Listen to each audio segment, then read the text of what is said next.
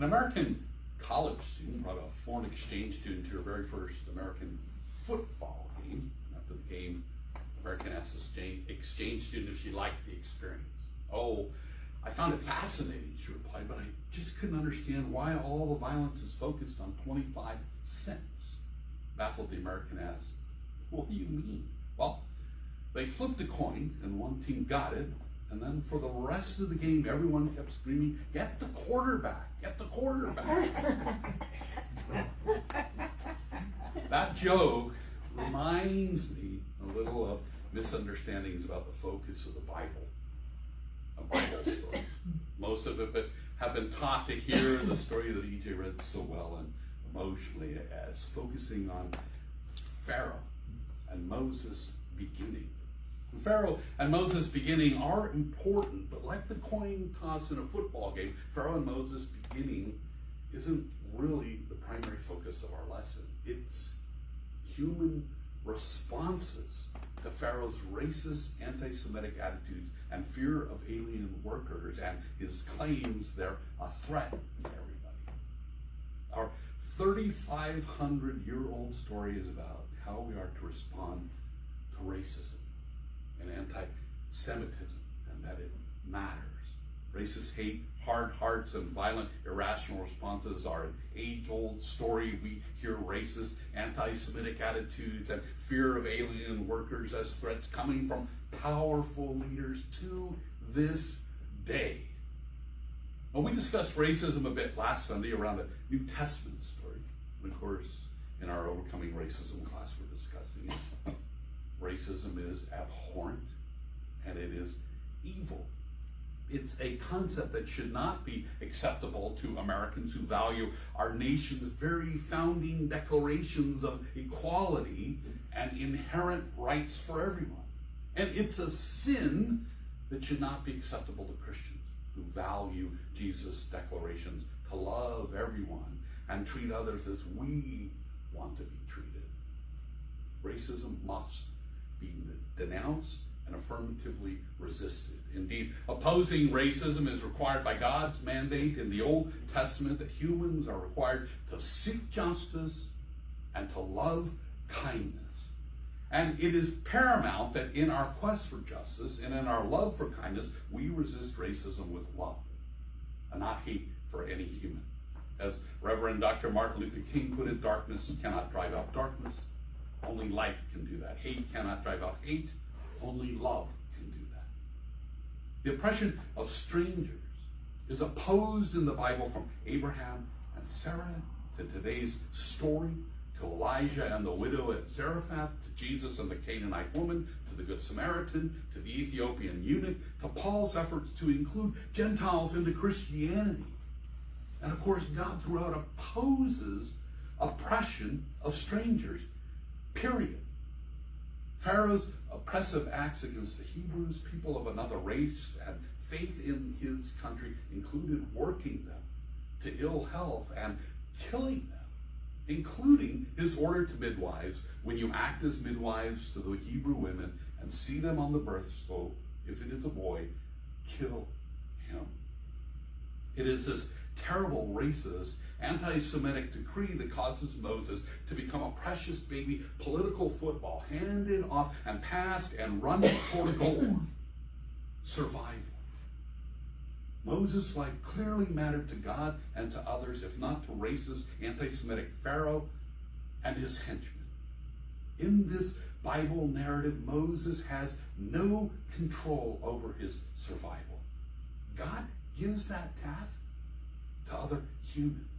God's strategy in our lesson does not include supernatural miracles, but rather the natural miracles of love and compassion provided by humankind. Well, most of us have probably been taught to hear this part of this Moses story, those critical first few months, as being about two males, Moses and Pharaoh.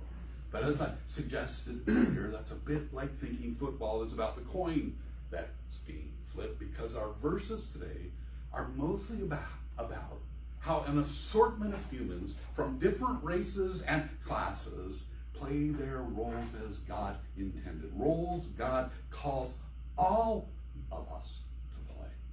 And the most important part of the story is the courageous, correct, and cosmic altering choices made by everyday human beings to follow God, not Pharaoh.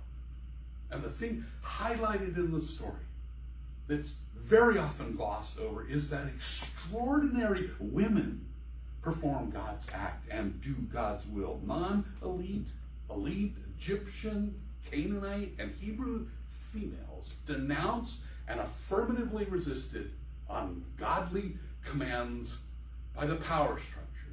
And they resisted it not with darkness, but with light, not with violence, but with non-violence, not with heat, but with love. Women from different nationalities and classes lovingly worked to undermine and resist Pharaoh and his regime's hateful, racist, anti-Semitic ways. Each heroic woman tends to the well-being of a vulnerable, expendable, castaway baby. They choose to be on God's team, on love's side, and rescue Moses. They all work to provide for Moses' well-being and rescue him at the great risk that comes with resisting racism and anti-Semitism and evil edicts by despots.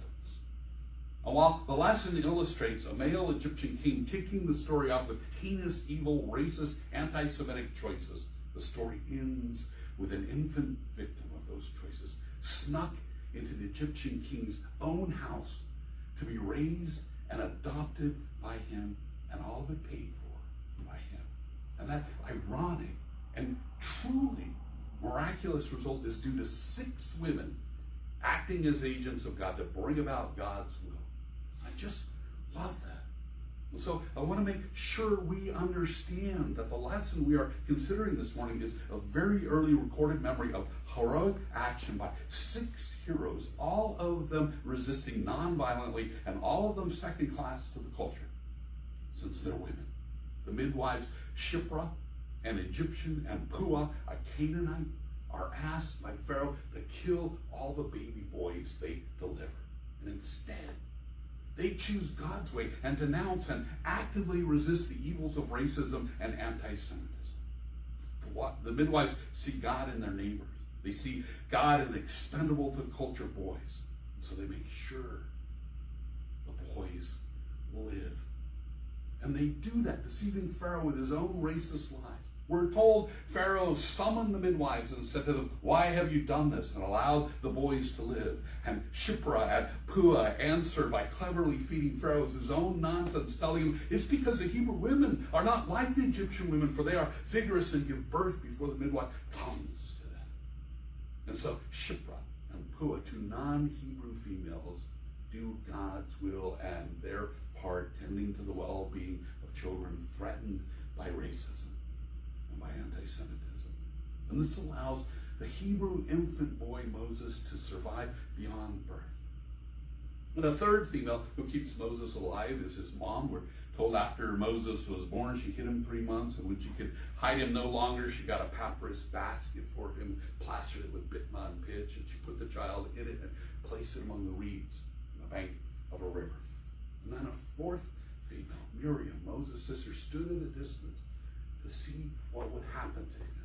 When the 5th woman, the daughter of Pharaoh, came down to bathe at the river, she saw the basket among the reeds, and she sent her maid to bring it. And the 6th woman, the maid, fished the basket out of the water.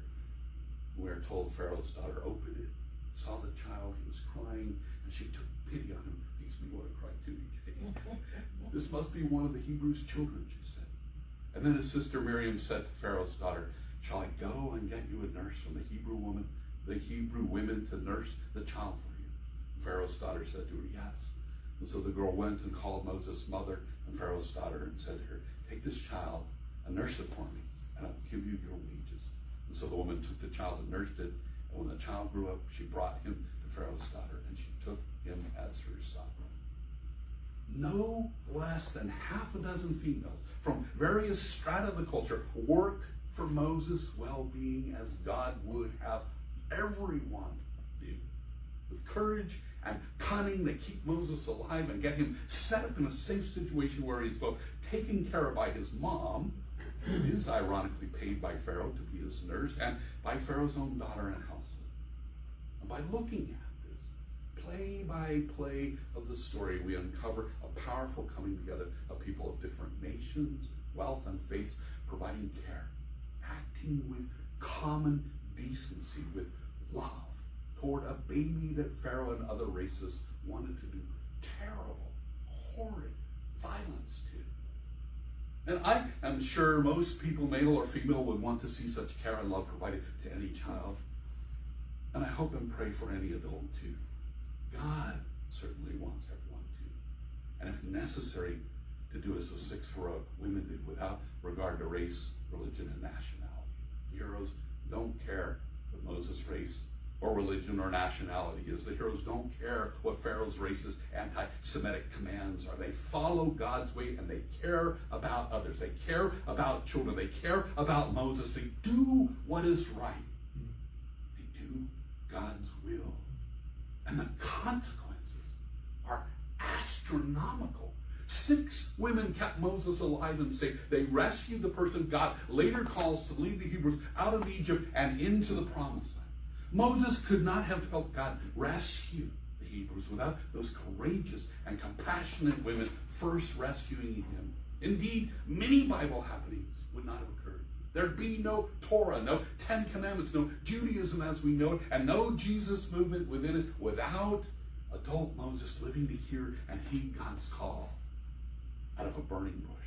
6 women hearing and heeding God's call for love and care and choosing to take action for the well-being of another led to keeping Moses alive and healthy and put him in a position to one day be the one God could call to lead all Jews out of racist enslavement in Egypt. And so while many Christians probably miss it, this story is a lesson in the awfulness of racism and anti-Semitism. It's a lesson in the need to oppose racism and anti-Semitism and how to oppose it. Non-violent resistance by all levels of society, by everyone around the world. And it's a lesson about uplifting and honoring women. The Bible has this reputation of only having male leaders and heroes.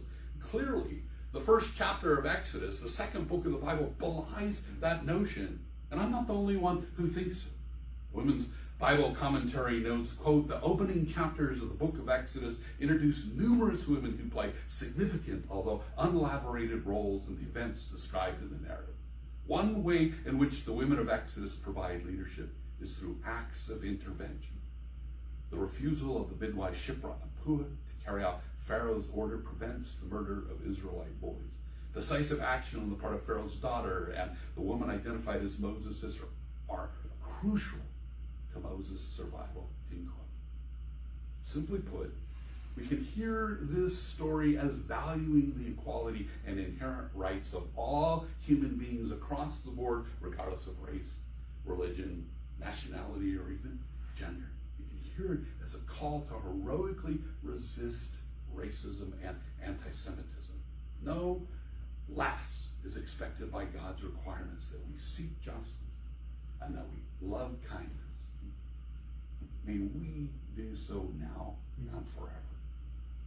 Amen.